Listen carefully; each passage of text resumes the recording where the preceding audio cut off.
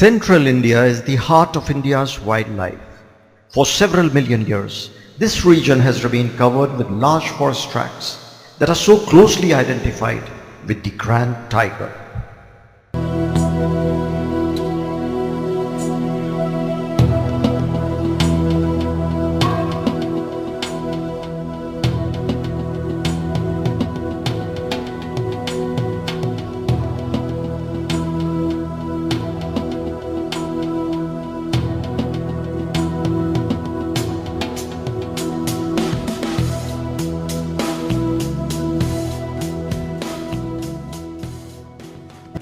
Kanha has an excellent record as a safe haven for tigers. This territory is regarded as the finest tiger landscape in the country. Former Park Director J.S. Chauhan describes the resurrection of the majestic hard-ground Barasingha in Kanha as one of the most inspiring successes in the history of wildlife conservation in India.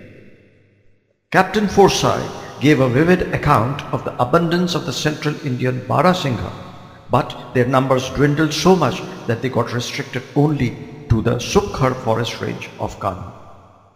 Conservation initiative in last few years has delivered good results and the Barasingha population is now relatively safe. What is also very encouraging is that a few Barasinghas from Kanha have been relocated in Boar sanctuary while some have been brought to One Vihar National Park in Bhopal.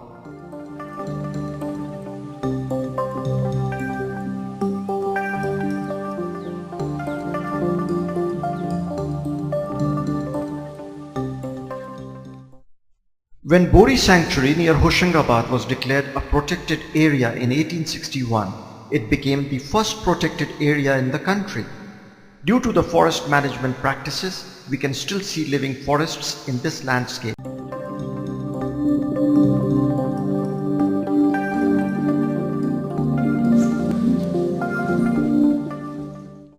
The tiger began its journey on earth about 2 million years ago and has roamed in this habitat for 146 billion days and nights.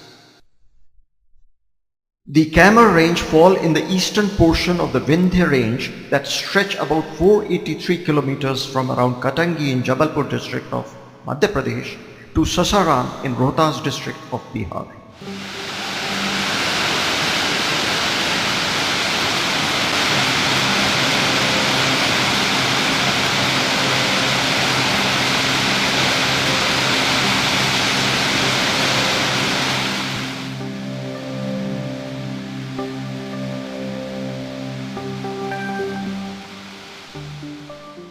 The Kyoti Falls on the Mahana River, a tributary of Tons River, comes down from the Riva Plateau.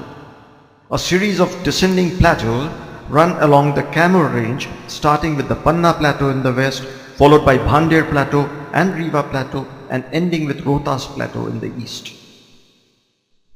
Not far from this magnificent nature's bounty is the Purva Fall.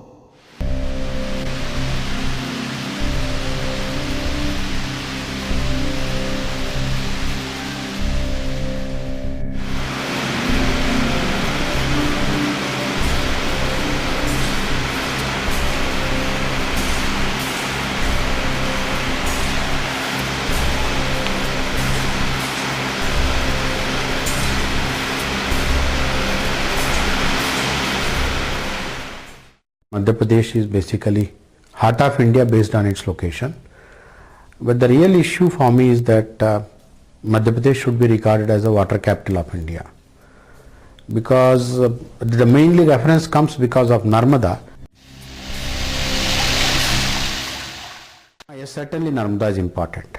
Narmada, other than Narmada, there are other 10 major river systems that help almost 10 other states. Madhya Pradesh being located at the highlands of central India, on one side of the Narmada, south of Narmada, we do have Satpura ranges, and the north of the Narmada we do have Vindhyan ranges.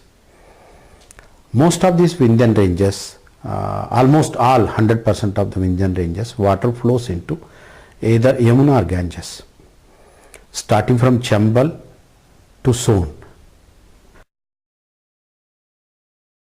Glaciers of Himalayas are receding very fast. When we specifically speak about Gangotri, it's almost reducing by 38 meters per year. How long it is going to last? And we have stopped the rivers by constructing so many dams across. So exactly, if you see the Yamuna's flow, without other rivers of Chambal along with Son, giant Ganges, we don't have any much of flow in between Haridwar and then up to this Allahabad point. Vindhyan portions gives the non-Himalayan water to the Yamuna and Ganges system on one hand. Then on the southern side, you add water to Godavari system. Then you add water to Tapti system, other than small rivers that we do have that are basically Mahi and then a small extent of Mahanadi. Any deforestation or any reduction in the quality of the forested catchments of rivers of Madhya Pradesh is going to affect very badly India. More than 40% of the water requirement of these rivers, which I am telling major rivers of India, are catered by Madhya Pradesh, and India cannot really neglect the forested catchments and its ecosystem services. You have to have a sustainable goals with respect to development. So whatever development that we need to have in India shall be and must be based on the natural ecosystem services.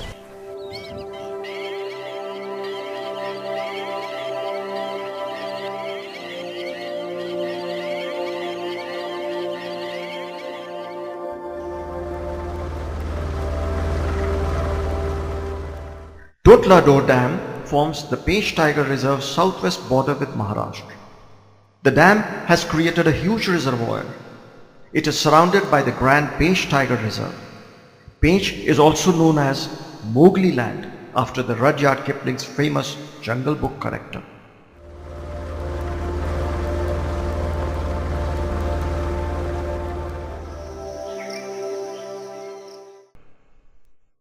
This is the Pech forest stretching as far as eyes can see. The Pech National Park derives its name from the Pech River that flows from north to south, splitting the park into two, forming the boundary of Sioni and Chhindwara districts of Madhya Pradesh.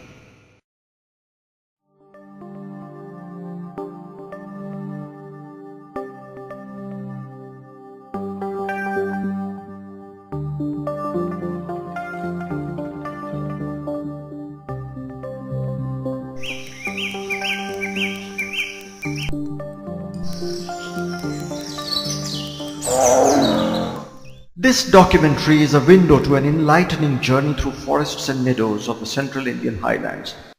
This journey has been in close proximity of wildlife and the greatest abundance of flora and fauna.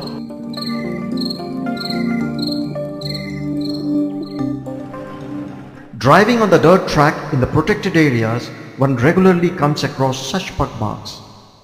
On hearing the jungle calls, if one follows the signals minutely, tiger sighting is always a strong possibility, and so many times one would find the tiger right there.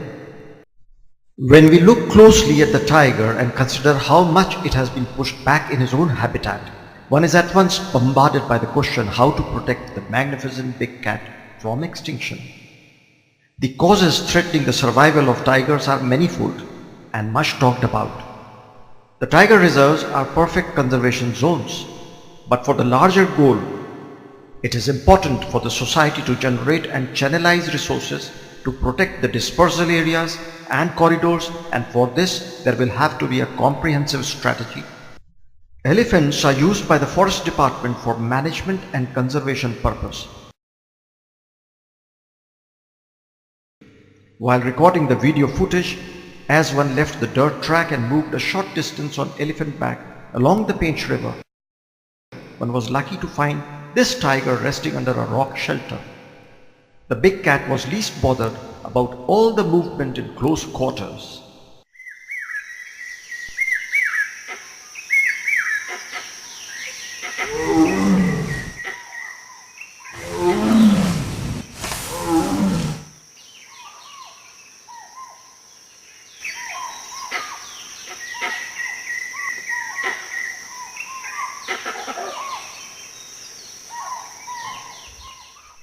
Tiger is on top of the food chain in the wild.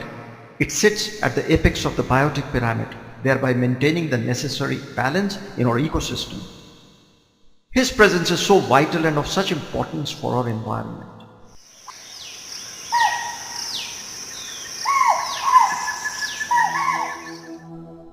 The Ken River flows through Madhya Pradesh and Uttar Pradesh, where it joins the Yamuna. It is one of the most unpolluted rivers of India. In Madhya Pradesh, this river flows through the Panna Tiger Reserve. The Panna forest area is the northernmost tip of the best corridor of teak and dry mixed forest south of the Gangetic Plain. If someone looks at Panna in 2009, it's a debacle. Certainly the entire world was cursing upon, especially the forest department, and there was a big amount of anger both at the political as well as the general public level. Almost all the tigers got settled, 100% breeding success, and then the most important thing is that they have produced 25 times together. So it's a great achievement. More than 50,000 square kilometers of the Panna landscape is filled with Panna tigers.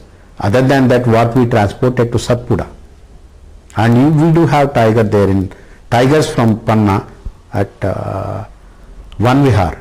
So Panna tiger reintroduction started at Panna in 2009 in a de facto way, when the department brought T1 from Bandhavgarh, and a year back one of the Panna male tigers on its own, without getting any support from anybody, reached Bandhavgarh and established himself there.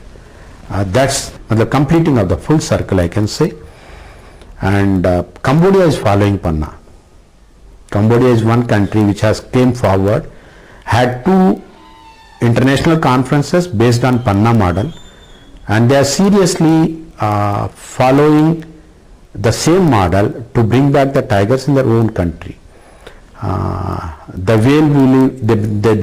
day may not be very far when we are going to see the same success at Cambodia, provided the local people and the governments and the other agencies who are involved in Cambodian tiger reintroduction come with the same faith and sincerity and the same force with which the Panna was created. Panna is basically located on the Vindhyan ranges. On one side, on the eastern side, you have a moist deciduous forest.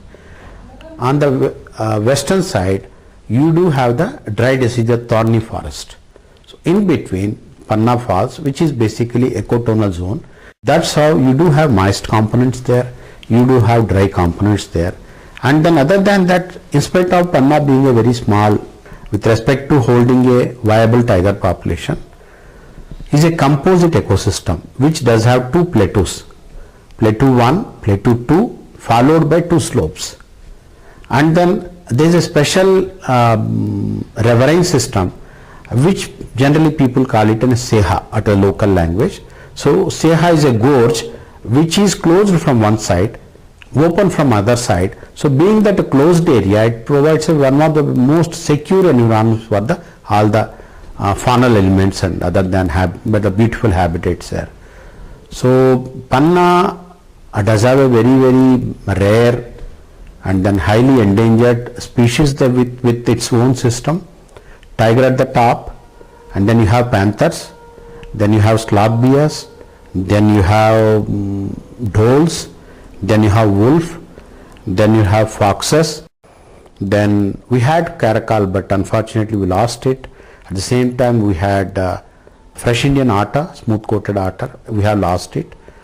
And then other than that, out of 9 different vultures that we have in India, we have 8 different species there, including one that is European Egyptian vulture.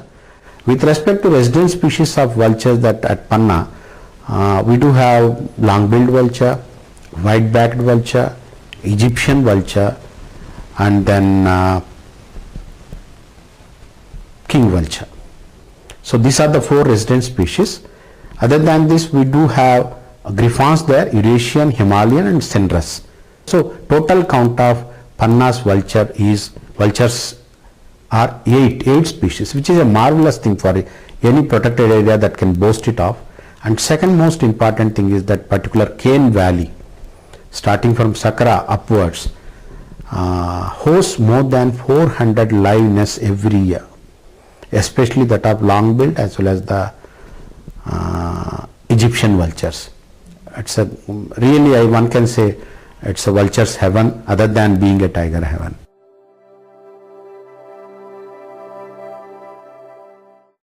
Cheetal or the spotted deer is a highly gregarious animal.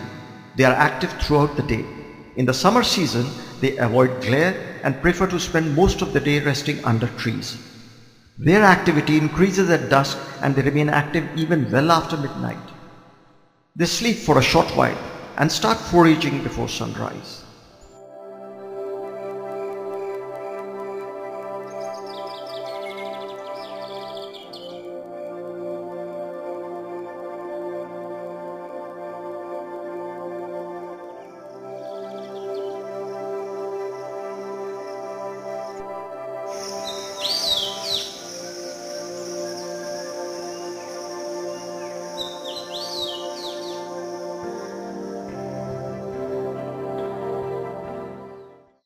This classy grey langur seated on a machan was caught on camera inside the Kanha Tiger Reserve.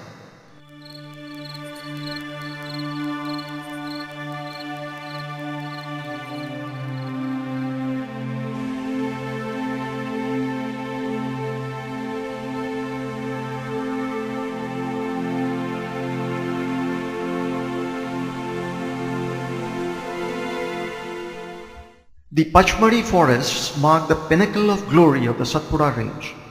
These cliffs and rocks are ageless. If we take into account the continental shift, then it can be said with certainty that these elements are millions of years older than the Himalaya. Same is the story vis-a-vis the Narmada and the Ganges.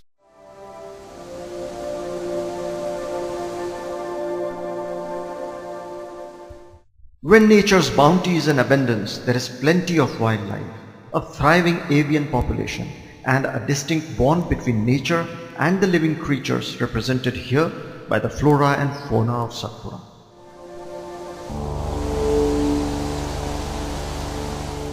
On grand display are a white-breasted kingfisher, barbet, crested eagle, green pigeon, bee-eaters, paradise flycatcher, the state bird of Madhya Pradesh, Malabar hornbill busy stalking its abode for the nesting period,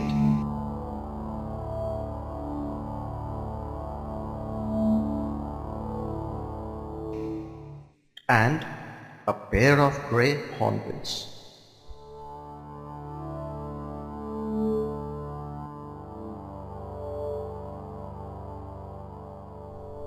In the peafowl society, pairing and natural selection is not easy for the males. They have to put on display their exotic colors. It is a treat to watch them as they turn their back to the female, spread and rustle their feathers to charm them. They whip around and dazzle with a riot of colors that birds are capable of seeing in a much more pronounced manner than we do due to the sharper vision. Every journey into the wilderness of the central Indian highlands is an exhilarating experience. The tranquility and varied sounds of nature and wildlife, the vastly improved quality of air in the forest territory makes every visit to a wildlife park an important sojourn that prepares the ground to convey the message of conservation to the whole world.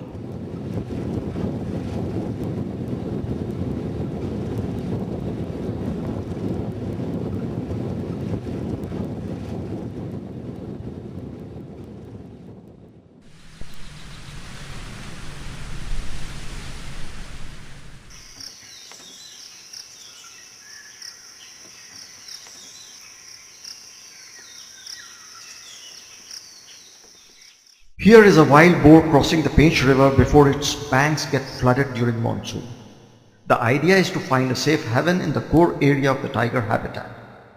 This annual migration is part of the natural selection process that keeps the species safe against odds and helps them to survive.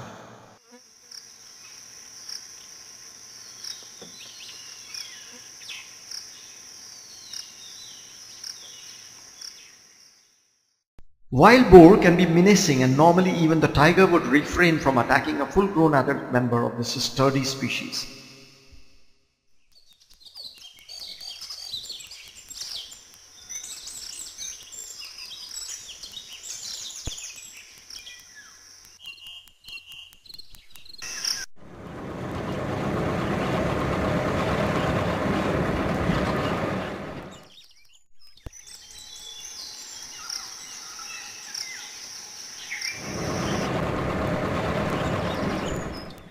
Kanha and other tiger reserves in Madhya Pradesh have a big population of boar that attract the visitors with their imposing horns and massive figures. These animals are just as graceful as the wild bison. Once in plenty, in Bandhogar Tiger Reserve, this grand species vanished from the area due to biotic pressure, but recently that area has been repopulated by relocating a small gaur population from Kanha. Gaur migrate down from the hills during the dry season and occupy the forests along the Pench River and other sources of water, and return to the hill forests during the monsoon.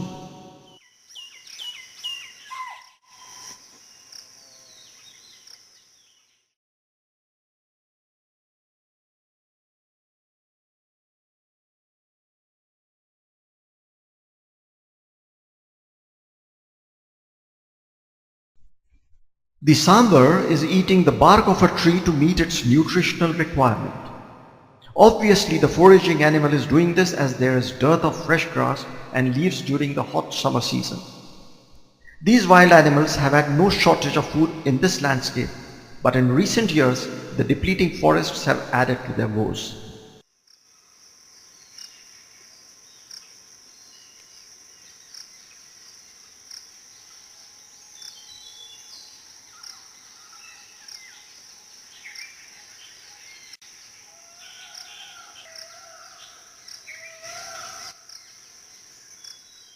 This sambar teaches the young one to remain watchful of any lurking danger and move with calculated steps and without sound when the predator is likely to be lurking around.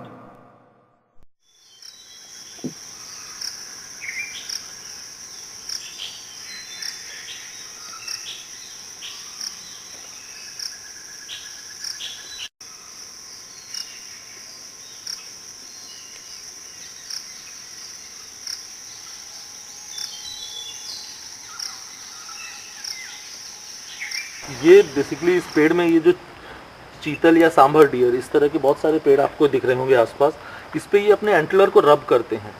जब हमें चोट लग जाती है और skin हमारी dry होने लगती है तो हमें बहुत ज़्यादा ईचिंग होती है। बड़े लोग कहते हैं उसको खुजलाओ मत और खून निकलेगा, बट इवन देन हम मौका लगता है और साइड में ईच करते हैं। तो जो डियर्स होते हैं इनके एंटलर जब शेड होने को होते हैं तो ड्राई होने लगते हैं, उनमें ब्लड सर्कुलेशन खत्म होने लगता है और उन्हें बहुत ईचिंग होती है। तो इन पेड़ों पे आके उन्हें रब करते हैं ताकि डेड स्किन को वो निकाल सकें, और ये उसी के मार्क्स हैं। वाइल्ड लाइफ टर्मिनोलॉजी में इसे फ्रेइंग कहते हैं। तो ये फ्रे करना हुआ, और ये पेड़ जो है ये रबिंग पोस्ट कहलाते हैं। और किसी भी आप फॉरेस्ट एरिया में जाएंगे तो भले ही आपको जानवर ना दिख पा रहे हों, लेकिन आप इस तरह के पेड़ों को देख के अंदाज़ा लगा सकते हैं कि वहाँ पे इस तरह के डियर्स फैमिली के जो मेंबर्स हैं, इंडिविजुअल्स हैं।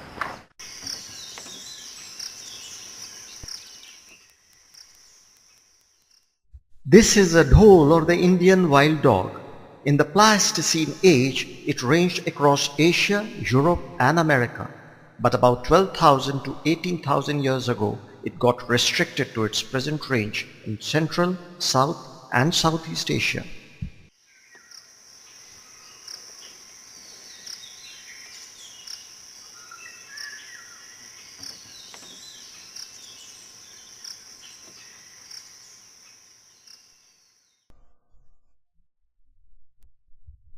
Black kite is a raptor and the most abundant of all birds of prey in the Indian subcontinent, as in other parts of the world where it is found. The landscape stretching across the central Indian highlands is a perfect habitat not only for tigers but also many different species of reptiles and wild lizards.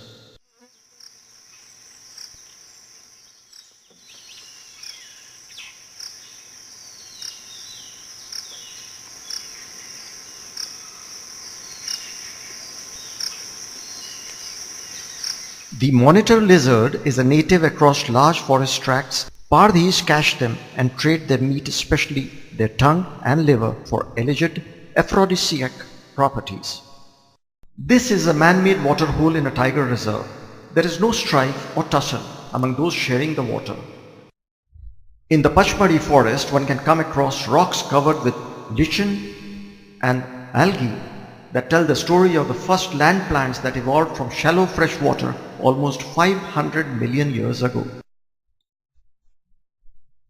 Due to the declining quality of forests in the buffer zone and the soil and geology of large areas in Pech, water table goes down rapidly and the surface water runs dry. In this scenario, water was earlier being brought in tankers to fill the water holes for wild animals.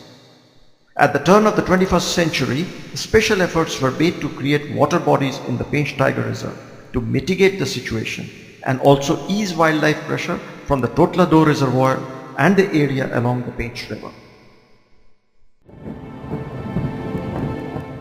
After a prolonged summer spell, rain brings down temperature and the monsoon brings a fresh lease of life. For the entire forest community, there is so much to rejoice.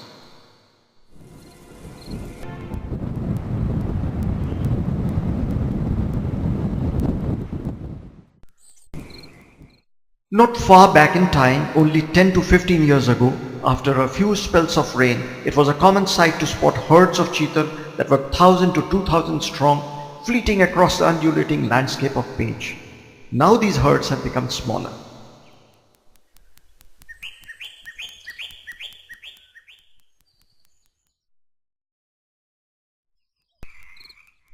When it rains, there is plenty of surface water, and it is time for the wild animals to take a dip and drown the summer heat. Insects multiply in geometric progression, and there is no dearth of food for birds. In the jungle, this is the time for all flora and fauna to revive and regenerate.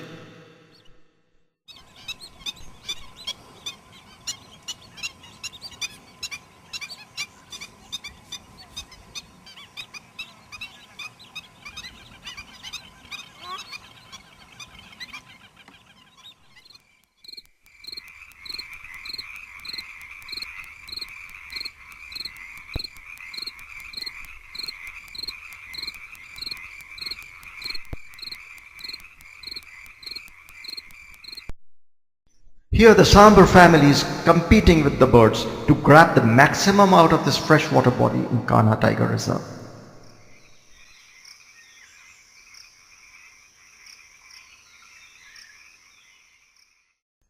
The giant Indian squirrel is an upper canopy dwelling species that rarely leaves the trees and requires tall, profusely branched trees for building its nests.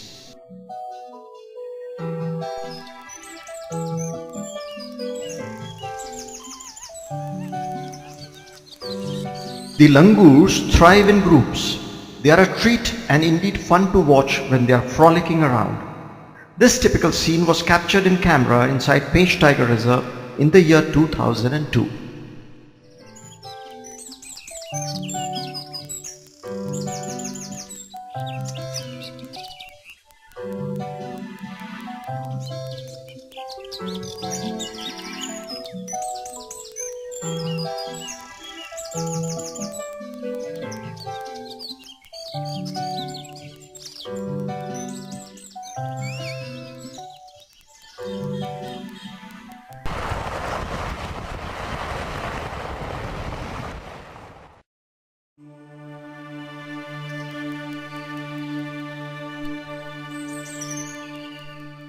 Wild boar can be called the nature's plower as they plow through the forest floor just like the farmers plow their field.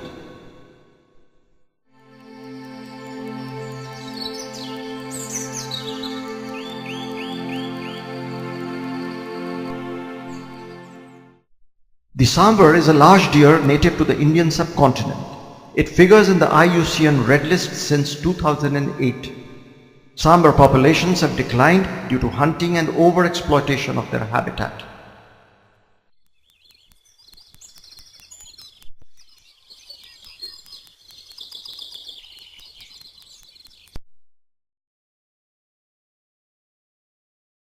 People even sometime 2 o'clock in the night people used to come with their cattle to graze. Even regarding sometime mainly Bans collection, regarding bamboo also sometime used to come. Even Maulin Patta that are used for the plate, using for plates. Sometime salt resin collection, sometime fish collection, sometime honey collection, sometime a rope that is from collection of bark from which they used to make some rope also.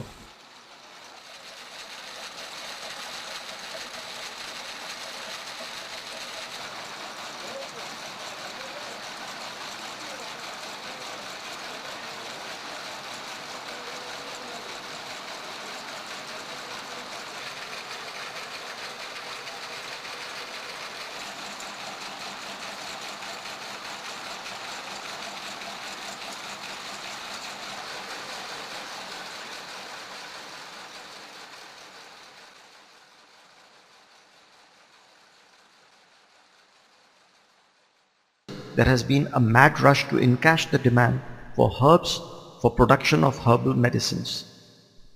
This is an area where there is an urgent need to apply the brakes, and there should be strict control on collection of herbs as a non-teak forest produce before our forests suffer more irreversible damage.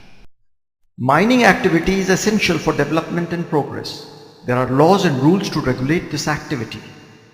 But the problem arises when some unscrupulous contractors and miners resort to illegal mining, that too in forest areas. A growing trend of deleting chunks of forests and protected areas for industrial and commercial purposes also has been steadily undermining India's last vestiges of natural wealth.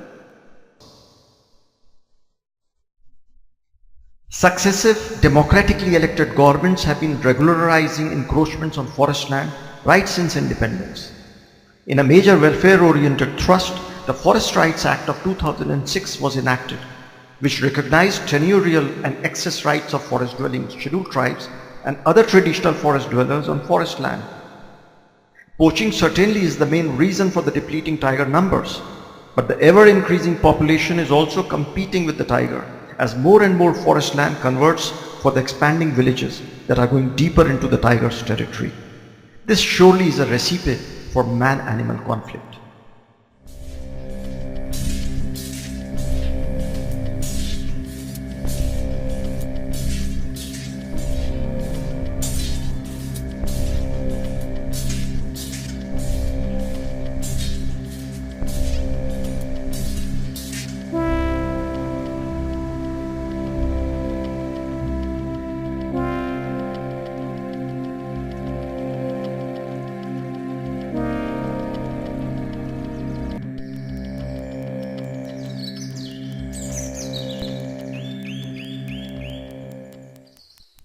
Management is difficult, harmonizing is utopian goal.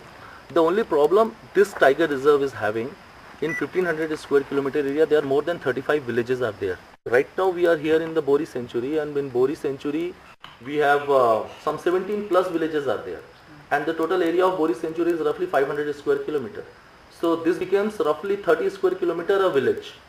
So for every 30 square kilometer of patch there is a village, and all those reflection you can very well see in the forest area. So as you go deep inside where there is no villages, you'll find the forest quality is much better. And so even if you cross 4 barriers, there are 14 villages inside. So I mean definitely you will see many things like cattle and goats and all those things. We'll be trying, but the park boundaries remind of the weakest link in the strongest chain, as they are left broken by villagers for the purpose of illicit grazing inside protected areas. There is also petty theft of wood and poles. Some unscrupulous elements also enter the forest areas to turn illegally felled timber into furniture, so that once the end product is there, it would never be possible to match or link it to a stump of an illegally logged tree in a protected area.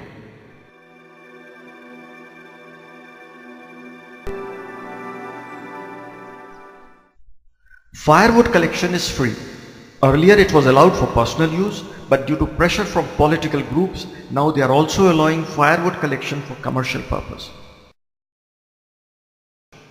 The State Forest Department is harvesting mean annual increment of the forest area after managing it on sustainable yield basis. But the dependence of local communities on forest is very high, and they remove as much as 5 to 6 times the mean annual increment, and this is one of the root causes of decline in forest productivity.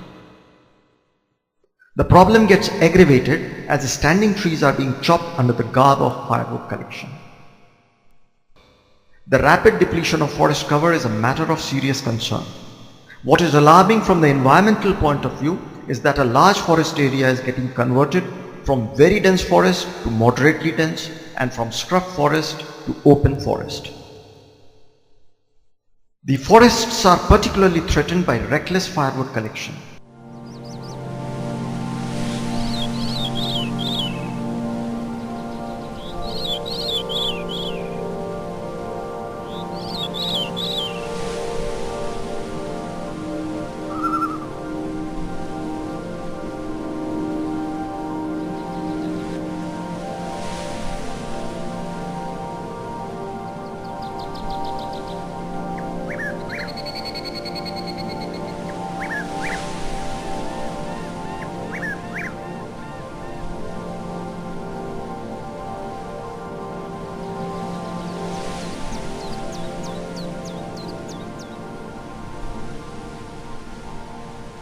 किसी भी natural regeneration के लिए ये ज़रूरी है कि वहाँ पर सॉइल का टेक्सचर अच्छा हो। ये हम साल के फॉरेस्ट में जहाँ हम खड़े हुए हैं चारों तरफ, ये देख रहे हैं कि साल का फॉरेस्ट है, और ये आप देख रहे हैं साल का नेचुरल रिजनरेशन है। नेचुरल रिजनरेशन के लिए ज़रूरी है कि वहाँ पर बहुत अच्छा ह्यूमस हो, बहुत अच्छा सॉइल हो। आप ये देख रहे हैं कि ये पूरी जगह पत्थरों से भरी हुई है। ये पत्थर सॉइल के रूप में कन्वर्ट होने में लगभग 1000 साल का समय लेते हैं।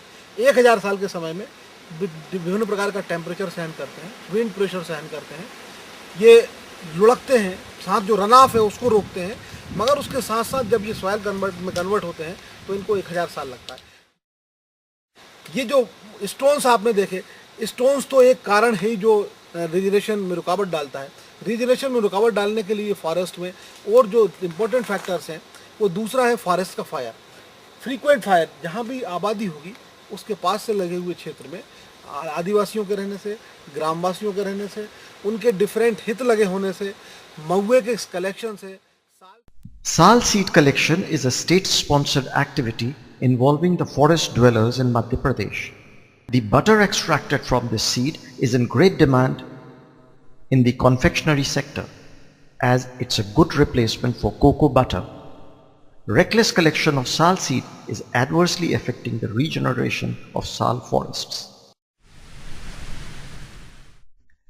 A lot of irreversible damage has been done to the forest cover in large parts of the central Indian highlands due to tendu leaf and other non-timber forest produce collection. ये तेंदू का पेड़ है सर। इसके पत्तों से sir बीड़ी बनती है जो पीते हैं। उसके बाद ये फल देता है, पकने के बाद खाते हैं उसको, और ऊपर से जो गिरा फल को चीतल है, सांबर, वो भी खाते हैं, और बंदर भी खाता है। जो लंगूर होता है वो कच्चे भी खाते हैं, पके भी खाते हैं बंदर। इसके जो छोटे पौधे रहते हैं सर, छोटे साइज के, वो उसके जो पत्ते होते हैं वो नरम टाइप के होते हैं, कोमल, वो उसको तोड़े जाते हैं। इसके पत्ते जो होते हैं ये कड़क होते हैं, इसलिए बड़े पेड़ों के पत्ते नहीं तोड़े जाते। The tendu leaf is used for rolling bidis, which is the exotic precursor of the cigarette and continues to remain in great demand by a vast population in India. When tendu leaf collection was nationalized in the central Indian state of Madhya Pradesh in the 20th century decade of the 80s, the tendu leaf pluckers started getting more than economic wages. No wonder plenty became the rule of the game, and for a bumper harvest of tendu leaf, forest floors were systematically set on fire, and the tendu trees were pruned and not allowed to grow tall into full-grown trees. Due to this reason, vast areas of our forest were deprived of fruit-bearing tendu trees. When the tendu fruit was a staple diet for the langurs, monkeys and other herbivores, especially the spotted deer.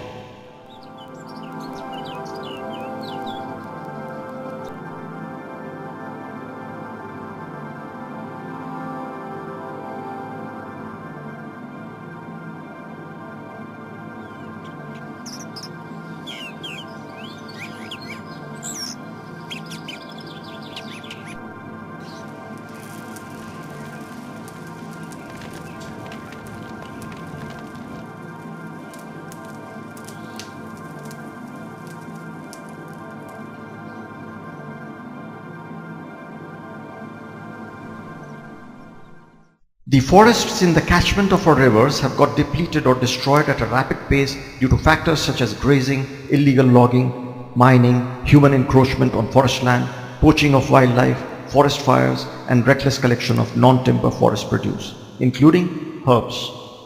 Large tracts of a forest no longer remain living forests. Most forest areas outside wildlife sanctuaries now have a single canopy, and the different strata underneath, the grass cover, insects, worms and reptiles that burrow the soil, making the ground porous, shrubs and moisture, all this has vanished in large areas, and as a result the forest produce and growth has declined, and the worst part of the scenario is that our forests have started losing the regeneration capacity. In these circumstances, when it rains, it carries away the topsoil, silting the rivers that lose their carrying capacity. Hence, during each monsoon, as too much water flows into the rivers in too short a time, they get flooded during monsoon but remain dry for the remaining part of the year.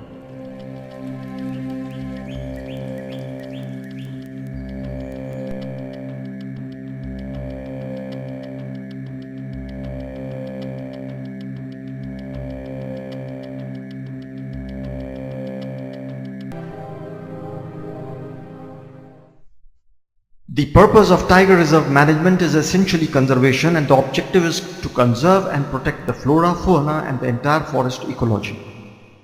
Tourism is only incidental and not the end all.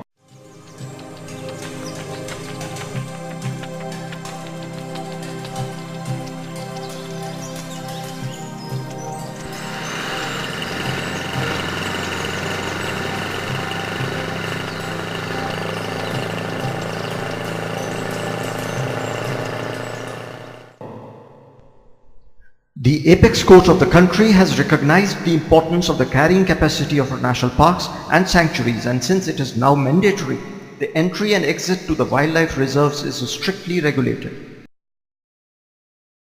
Still, it has been noticed that safari rides for tourists often result in excessive crowding at a spot in core areas of the tiger habitat.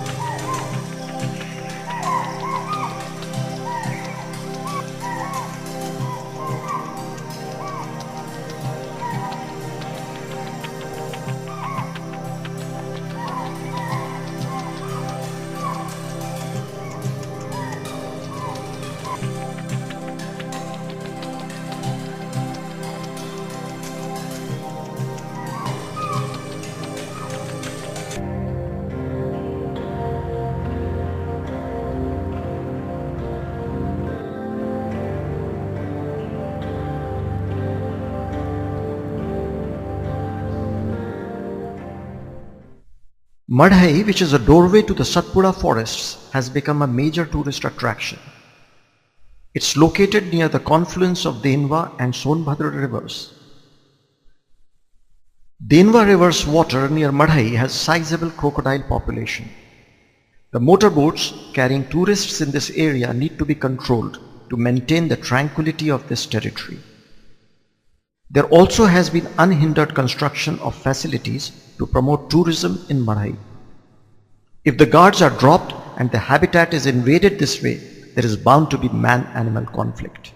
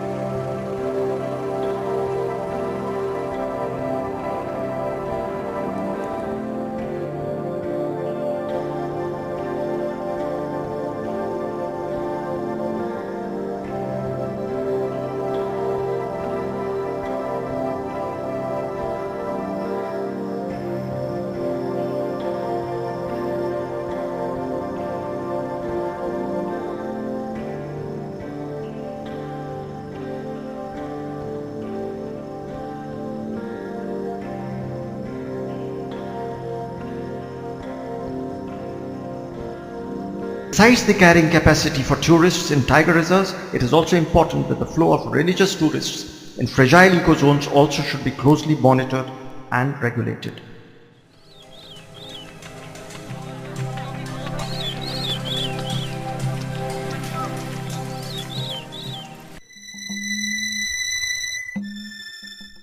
Poaching is the second biggest cause of decline in tiger population.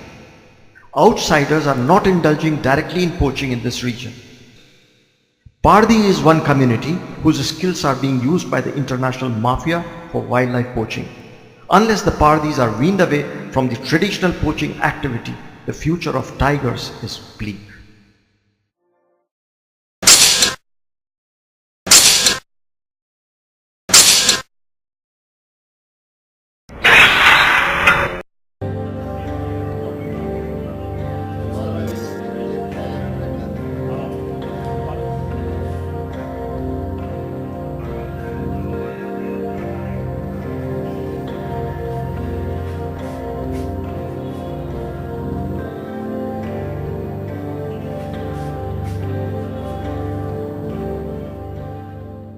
One tiger, the known tiger of the Kisli area. Of course, that is you cannot say that is localized of Kisli. That from Kisli, Kanha up to Mukhi, that used to move.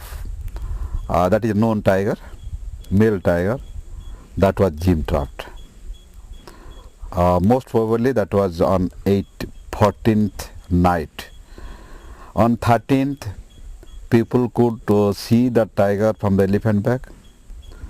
On 14th, the tiger, people could see that tiger from a vehicle on 14th, and that was might be gym trapped on 14th night. In the 15th morning, some people, some tourists saw it. Immediately they came to us, informed us, and we all officer, we are just around the park only. Everybody reached there, and we saw that that was really that was moving with the gym trap, along with the gym trap. So we tranquilized it, got it free around 7:30. There are cases connected with the international trade of tiger body parts, and very correctly, this Sansar Chand, when he was caught by Delhi police, and his men were caught in Rajasthan and Delhi, etc. During their interrogation, it has come to light that there are many cases in Madhya Pradesh also which these people have committed. So all these cases are relating to Sansar Chand's activities. So that shows that Madhya Pradesh is also a victim of this international trade in tiger parts. A tiger fetches almost 5 lakhs for a mafia person who is successful in transporting it to China or Hong Kong or some other Western countries, whereas a local poacher gets almost 20 to 30,000 per tiger, which is very high. It's very high profit, low risk income. And another important thing is that Pardi communities, whose technical know-how with respect to wildlife craft is very excellent, and these mafia people are using it to their benefit, at the same time reducing the number of tigers. The forest staff is on the job, busy estimating tiger numbers or patrolling the hotspots. They are also in a state of constant readiness to handle any eventuality, but they have their own limitation when the odds are all stacked up, and there's extreme biotic pressure with human population bursting at the seams. When jungle corridors are disappearing, there's a free-for-all and the buffers are being invaded. What about the tigers? How will they breed and survive in the natural habitat? Those managing the tiger reserves today shudder even at the thought of one of the tigers leaving the park boundary and entering the territorial forest. Are we waiting for the day when tigers will breed only under controlled environment or in such enclosures? Are we waiting for the day when we will see the tiger only through the human body, all painted up for the tiger dance to celebrate a glorious past?